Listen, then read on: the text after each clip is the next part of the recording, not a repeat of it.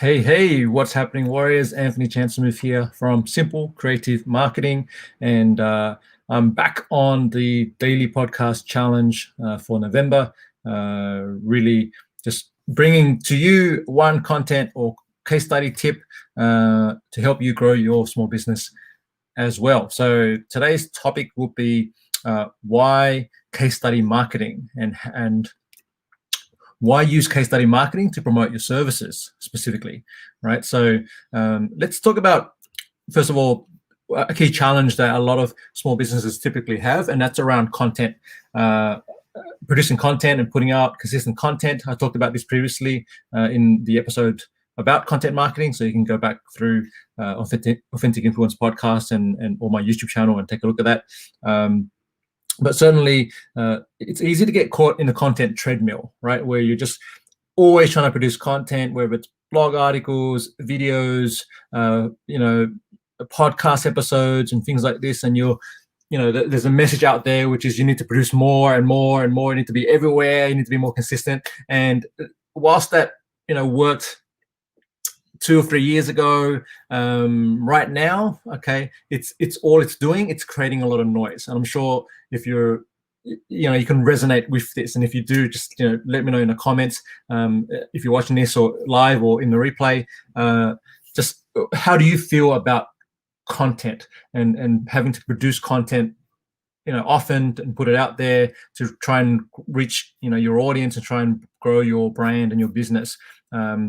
And also let me know, how is that working for you for actually converting to leads and sales for your business? Because I find that a lot of small businesses struggle with having this need to produce a lot of content, but then also seeing how does that actually relate to generating leads and sales, the things that will actually help the business to survive, to grow, to be sustained, right? So let me know, if you're listening to this right now, what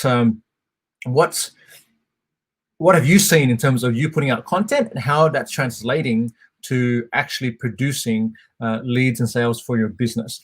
Is it positive? Are you seeing, every time you put a blog post out, you're getting an inquiry from somebody, or if you're doing a video, how's it all working for you? I know a lot of people in my group, in the Authentic Influence Warriors Facebook group, they produce a lot of content on LinkedIn, on Instagram, Facebook, these sort of things. And sometimes it's easy to get caught in the cycle of, I'm getting some engagement, people are liking my stuff, maybe they're adding some comments in there.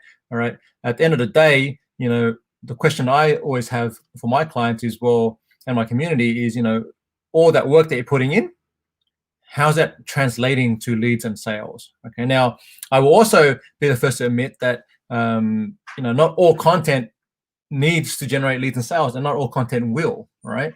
So a lot of it is about educating your market, being informative, showing your thought leadership, presenting yourself as the expert, and starting to develop relationship and trust. Okay, so this is why you get into this thing that I like to call the content treadmill. You get stuck in there. You're almost like a hamster on a wheel, and you're like, how do I get out of this? Like, when does this actually help me grow the business, and how do I sort of move away from just this constantly chasing and producing and creating and chasing and producing, that cycle?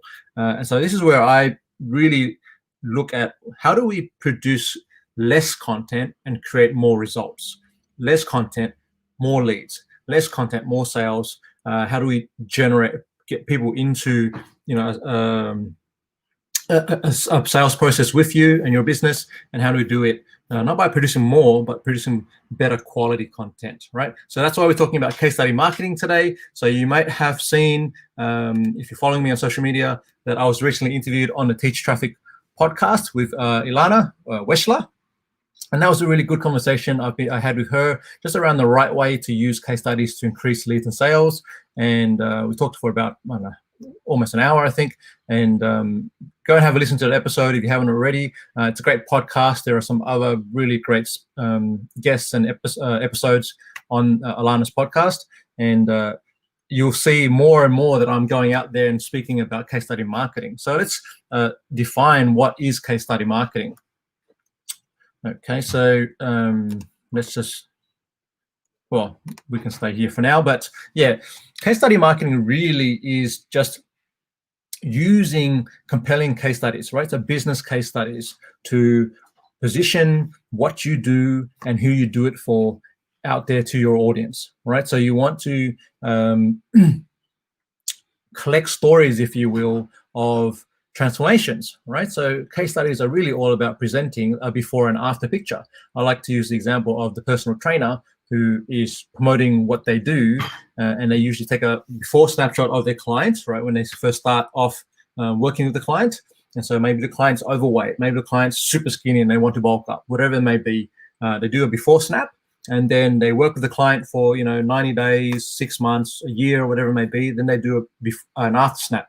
And something that personal trainers do really well is they get their clients to take photos on a regular basis, so they can actually, it's almost like a self-evidence, and you can see the progress along the way. All right, and this is something when you're dealing, if you're running a professional service, you can also take snapshots, right? And so the way we do it in the marketing world is we can look at Google Analytics, we can measure performance through traffic, we can look at opt-ins into your email list, we can look at conversions in terms of booking discovery calls and sales calls, and obviously we can look at conversions in terms of revenue generated or sales made, right? So you can take snapshots along the way, and you can work with your clients to do that, right?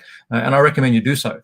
Okay, so when you bring a new client on board, do you take a snapshot of their business where they are at that point in time? Or if you're working directly with a consumer and maybe you're in a health and wellness space, do you take a snapshot of where they are in terms of their health and wellness and their health and well-being, right?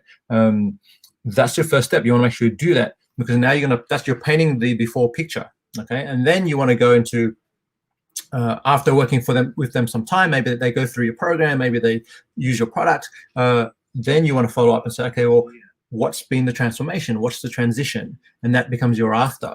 And these are two key components of the a compelling case study story that you can put out there to the market. Okay, so that's and just by sharing those stories, those compelling case studies, that's what we call case study marketing.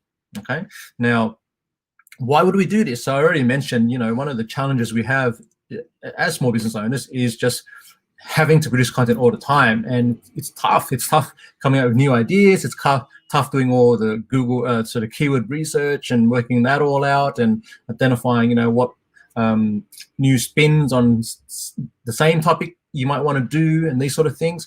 And so case studies are really a good way to demonstrate expertise, demonstrate that you have a proven process that works, and to actually collaborate with your clients to produce really strong, before and after snapshots of the work that you've done with and for them. Yeah, and so that's why we really advocate using case studies, and that's why we have a case study, a done for you case study service that we go and do the interviews with the clients with our clients, with their clients, and then we basically turn that into a compelling case study. We've got a video format, a written format, and there's multiple ways that we can utilize that, which I'll go into in a future episode, right? So I'm also going to share with you the framework that we use for compelling case studies in tomorrow's episode, so you can actually tune in for that, and I'll break it down how we actually structure the case study to make it the most compelling. Okay, so just a quick chat today about why use case study marketing, and I'd love to hear from you. Are you using case studies to promote what you do? And if not, why not? Okay, let me know. And if you have any questions, as always, just head over to authenticinfluence.co/ask, and then just send me your record your question, send that to me, and then I will answer that in an upcoming episode. Okay, thanks for tuning in, and I'll see you tomorrow. Oh, before we go, one more thing.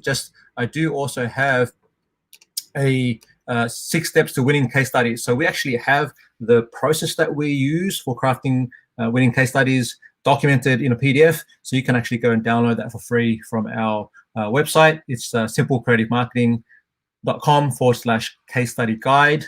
Okay, so just head along and go and grab that. And so you can actually see the process that we utilize. All right. So thanks for tuning in today with me. And I look forward to sharing our framework with you on the next episode. See you then.